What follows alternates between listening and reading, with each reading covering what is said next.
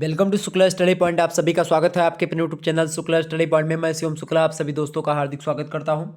आज का ये क्वेश्चन पेपर है आपका बीए फर्स्ट सेमेस्टर का, BA first year first semester examination 2022-23। ये क्वेश्चन पेपर है आपका जो है एजुकेशन का, यानी शिक्षा शास्त्र का, conceptual framework of education. BA first semester के छात्र छात्रों के लिए बहुत ही महत्वपूर्ण है। 2 घंटे वाले पेपर जो होंगे ऐसे आने की संभावना आपकी है और 75 नंबर का ये पूरा का पूरा पेपर रहता है आपका, यानी मैक्सिमम मार्क्स यानी पूर्णांक आपका 75 है। समय आपको 2 घंटे का दिया गया था।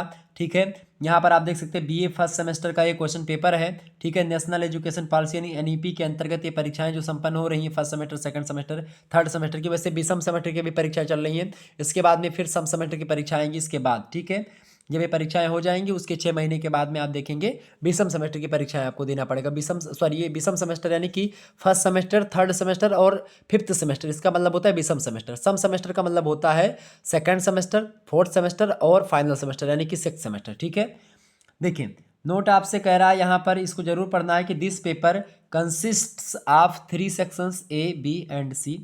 Carefully read the instructions of each section in solving the paper, solving the question paper. Candidates have to write their answer in the given answer copy only. No separate answer copy यानी कि B copy नहीं मिलेगी। will be provided यानी कि आपसे यहाँ पर हिंदी में कह रहा है, मैं आपको समझाने का प्रयास कर रहा हूँ कि इस प्रश्न पत्र में 3 खंड आपको दिए जाएंगे, खंड आ, बा और सा। प्रत्येक खंड में वर्णित निर्देशों का पालन करते हुए आपको प्रश्न पत्र को हल करना है। अभ्यर्थियों को अपने उत्तर केवल दी गई उत्तर पुस्तिका में ही देना है। केवल मतलब कोई अलग से उत्तर पुस्तिका आपको नहीं उपलब्ध करवाई जाएगी, यानी बी कॉपी आपके लिए उपलब्ध नहीं कराई जाएगी। ये बात भी ध्यान रखेंगे इस क्वेश्चन पेपर में, यानी इस यूनिवर्सिटी में यह बताया गया है। आगे देखते हैं प्रश्न आपसे कि कैसा पूछा गया, उसको थोड़ा समझने का प्रयास करते हैं। ये देखें सेक्शन ए। सेक्शन ए की मैं बात करूं खंड आ की, तो इसे शॉर्ट आंसर टाइप क्वेश्चन आपसे पूछे जाते हैं, यानी कि लघु उत्तरीय प्रश्न। ठीक है, यहाँ पर देखने का प्रयास करते। नोट आपसे कह रहा है कि all questions are compulsory, answer the following question as short answer type question, each question carries 5 marks. Okay, और ये लिखित क्वेश्चन पेपर है। आपको बता दूं कि आपकी परीक्षा के लिए, अगर आपकी परीक्षा अभी नहीं हुई है तो इन प्रश्नों को आप जरूर याद कर लेंगे, तो आपकी परीक्षा में ऐसे प्रश्न जरूर आएंगे। बाकी मॉडल पेपर मैंने दिया भी है, आप देख लीजिएगा। नोट करा कि सभी प्रश्न अनिवार्य हैं। निम्नलिखित प्रश्नों के उत्तर लघु उत्तरीय प्रश्नों के रूप में दीजिए।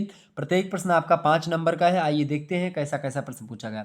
पहला प्रश्न देखेंगे, explain the narrow meaning of education, यानी कि शिक्षा का संकुचित अर्थ समझाइए। मैंने मॉडल पेपर में आप देखेंगे शिक्षा का संकुचित अर्थ, शिक्षा का व्यापक अर्थ, इन समस्त चीज़ों को समझा रखा है और चैप्टर नंबर 1 में भी आप देखेंगे तो मैंने पढ़ा दिया है, तो आप इस प्रश्न का उत्तर बड़े आसानी से लिख पाएंगे।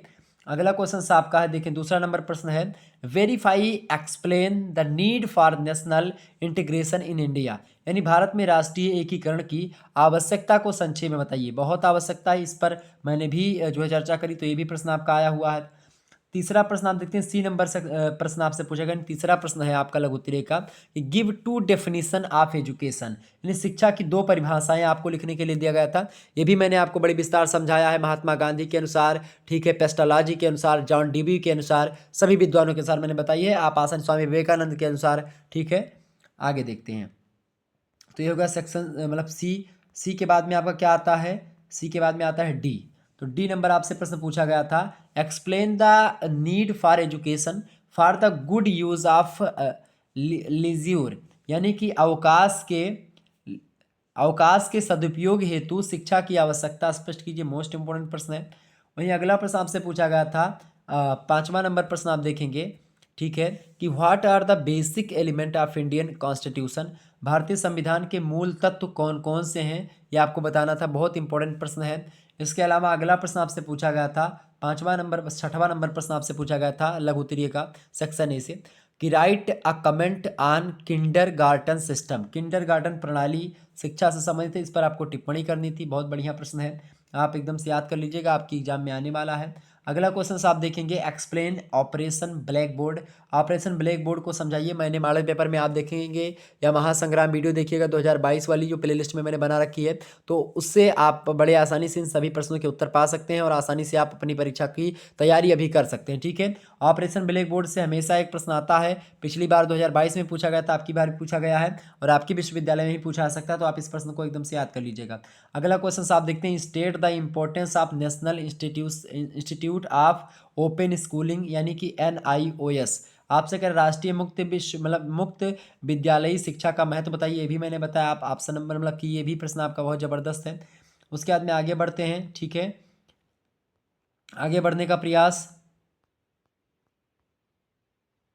चले।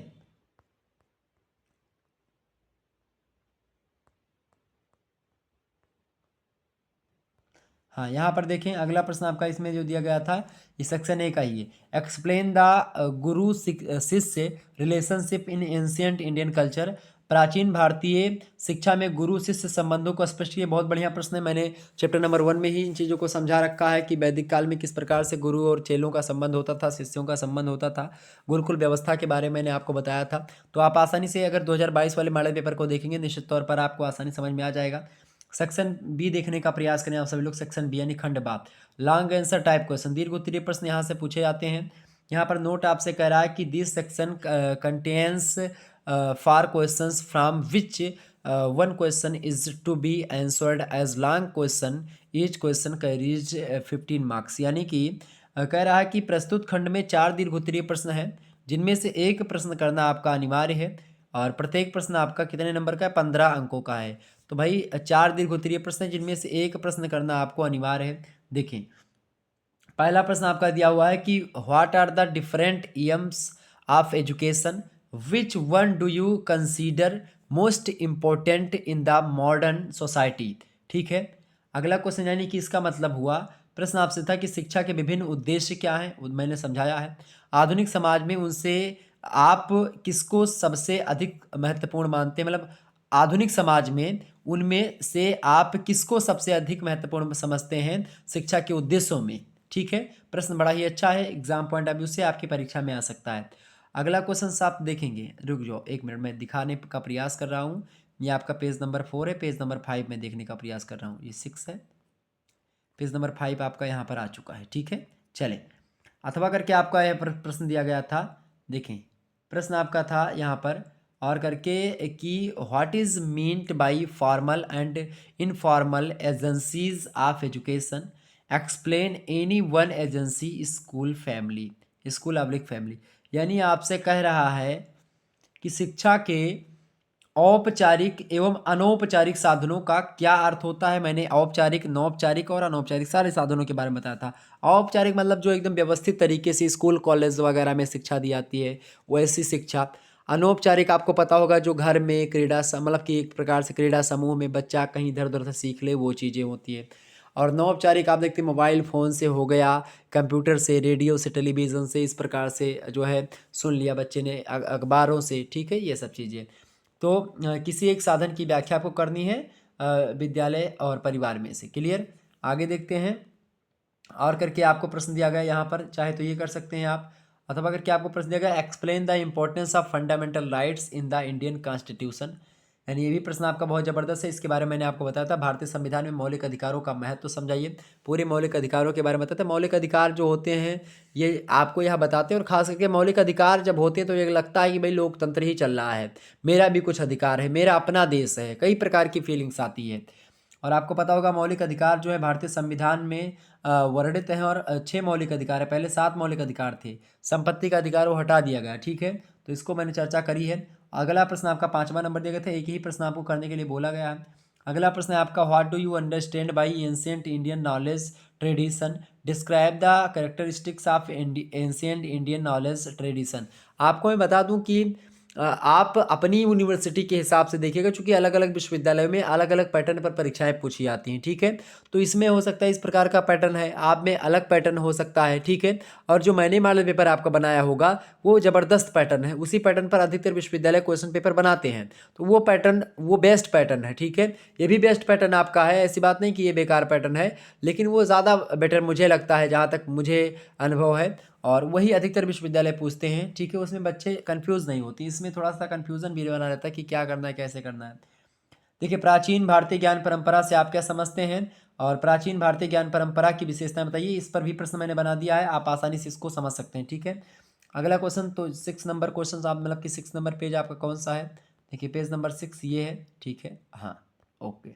सेक्शन सी, सेक्शन सी यानी खंड सा, लॉन्ग आंसर टाइप क्वेश्चन है, दीर्घ उत्तरीय प्रश्न। इनमें से भी आपको कह रहा है, नोट कह रहा है कि this section contains 4 questions from which 1 question is to be answered as long question, each question carries 15 marks. इसमें भी वही हाल है। इसमें कह रहा है कि प्रस्तुत खंड में 4 दीर्घ उत्तरीय प्रश्न है आपको, जिनमें से केवल एक ही प्रश्न करना अनिवार्य है। प्रत्येक प्रश्न 15 नंबर का है, ठीक है। प्रश्न आपका कह रहा है कि explain the objectives of national council of educational research and मतलब ट्रेनिंग, यानी राष्ट्रीय शैक्षिक अनुसंधान तथा प्रशिक्षण परिषद, इसको आप शॉर्ट फॉर्म में एनसीईआरटी बोलते हैं, उसके उद्देश्य की व्याख्या कीजिए। एनसीईआरटी के बारे में मैंने आपको बताया, आप देख लीजिएगा। अगला प्रश्न आपको दिया, तो चाहो तो ये कर सकते हो, चाहो तो 7वां कर सकते हो।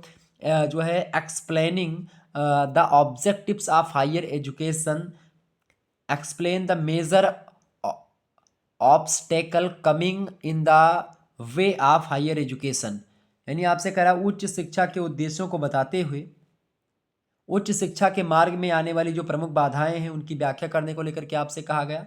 वहीं आगे देखने का प्रयास करेंगे हम। अगला प्रश्न आपका आ चुका है, देखेंगे मैं जो है, हाँ यहाँ पर और करके आपको अगला प्रश्न दिया गया। 8वां नंबर प्रश्न देखिएगा। 8वां नंबर प्रश्न आपको दिया गया कि explain the need and importance of secondary education. ये सारे प्रश्न आप देख सकते हैं मॉडल पेपर में, मैंने आपको दे रखा है, आप आसानी समझ सकते हैं। प्रश्न है आपका माध्यमिक शिक्षा की आवश्यकता और महत्व को स्पष्ट कीजिए। महासंग्राम वीडियो आप एक बार मैं रिकमेंड कर रहा हूँ, 2022 में मैंने पढ़ाया था, उसको देख लीजिएगा। महासंग्राम में माध्यमिक शिक्षा लेकर के पूर्व प्राथमिक शिक्षा, प्राथमिक शिक्षा, माध्यमिक शिक्षा, उच्च शिक्षा, सारे शिक्षा के बारे में मैंने आपको समझाया, तो देख लीजिएगा। अगला प्रश्न भी आप कर सकते थे इसके स्थान पर 9वां, केवल एक ही प्रश्न करना था इनमें से। देखिए, प्रश्न आपका था एक्सप्लेन एनी टू, यानी इनमें से केवल 2 की व्याख्या आपको करनी है। इनमें से देखिए, चाहे यूनेस्को की कर दो, यानी कि UNESCO, यूनेस्को एक संस्था है, इसकी व्याख्या आपको करनी थी। चाहो तो डाइट की व्याख्या कर दो, DIET की, ठीक है। चाहो तो आप UGC की व्याख्या कर दो, ठीक है, यानी कि यूनिवर्सिटी ग्रांट कमीशन। तो एक प्रकार से विश्वविद्यालय अनुदान आयोग। तो इनमें से तीनों में से केवल 2 की आपको व्याख्या करनी थी, ठीक है। तो इस प्रकार से ये आपका क्वेश्चन पेपर पूछा गया था, जो कि आपकी परीक्षा की दृष्टि से बहुत ही महत्वपूर्ण है। और फर्स्ट सेमेस्टर का क्वेश्चन पेपर मैंने आपको दिखा दिया। इसी प्रकार से जो है 2022 वाले जो क्वेश्चन पेपर आपके पड़े हुए हैं यूट्यूब पर, हमारे चैनल पर प्लेलिस्ट मैंने बना दी है, उसी प्लेलिस्ट में आप उसको देख लीजिएगा, तो आसानी से आपका सारा तैयार हो जाएगा। हर एक सब्जेक्ट की प्लेलिस्ट बनी हुई है, तो आप आसानी से प्लेलिस्ट में जाएंगे। 2022 की वीडियो ज़रूर देख लीजिएगा। बार बार मैं इसीलिए जो है फोर्स कर रहा हूँ, ताकि आपको वहाँ से बहुत सारे प्रश्न मिलने वाले हैं। और आपको एक बात मैं और सूचना देना चाहता हूँ कि जिस भी विश्वविद्यालय से आप संबंध रखते हैं, अगर आपकी विश्वविद्यालय का क्वेश्चन पेपर होता है, तो चाहे ऑब्जेक्टिव हो चाहे लिखित हो, आप हमारे इसी नंबर पर 91 61 93 60 62 इस नंबर पर आप व्हाट्सएप कर दीजिएगा, ठीक है। इस नंबर पर आप व्हाट्सएप करेंगे और आपकी परीक्षा जो हो उसका टाइम टेबल भी आप जिनकी परीक्षाएं चल रही हैं उनका टाइम टेबल आप अगर हमारे पास भेज देंगे, तो हो सकता है उससे एक दिन पहले मैं आपके लिए कुछ व्यवस्था करने का प्रयास करूं, ठीक है, ताकि जब मुझे पता होगा कि आपकी परीक्षाएं इस दिन है उस दिन है, क्योंकि बहुत सारी विश्वविद्यालय हो जाती हैं, तो उसमें क्या होता है, कन्फ्यूजन हो जाता है किस दिन कौन सी है। तो अगर आप जो है ये बताते रहेंगे सर जी परीक्षा कल है इस यूनिवर्सिटी की, कमेंट करेंगे, बताएंगे, तभी मुझे पता चलेगा, क्योंकि मैं सभी का लगातार बार बार जा करके देखूंगा और इसमें कन्फ्यूजन बना रहता है। तो इसीलिए आप लिख देंगे अगर, या व्हाट्सएप पर एसएमएस कर देंगे, ठीक है। व्हाट्सएप पर नहीं तो अगर आप कमेंट भी कर देंगे, या फिर आप जो है अपना टाइम टेबल जब है मुझे सेंड कर दें। सारे विश्वविद्यालय जितने भी बच्चे आप जो देख रहे हैं इस वीडियो को, तो अगर आपका पेपर टाइम टेबल आ चुका है तो टाइम टेबल आप हमारे पास फटाफट सेंड करें। 2-3 तो विश्वविद्यालय का मेरे पास है, बाकी का मैंने टाइम नहीं मिला क्योंकि मैंने देखा नहीं। बाकी अगर आप लोग सेंड कर देंगे तो उसी हिसाब से मैं और चीज़ों को करवाने का प्रयास, वैसे मैंने इतना ज़्यादा करवा दिया है कि आप आसानी से अगर मेरी प्ले लिस्ट में जितनी वीडियो पड़ी हुई हैं उनको देख लेंगे तो एक भी प्रश्न आपका छूटने वाला नहीं है। मैं बार बार बोल रहा हूँ, तो आप प्ले लिस्ट में पड़ी वीडियोज़ को, सारी वीडियोज़ को देख लीजिएगा, ठीक है। चले फिर मिलते हैं हम नेक्स्ट वीडियो में, तब तक के लिए जय हिंद जय भारत। आप सभी का बहुत बहुत धन्यवाद हमारे से जुड़ने के लिए। इसी प्रकार से अपना प्यार हमेशा बनाए रखें। धन्यवाद, बहुत बहुत धन्यवाद।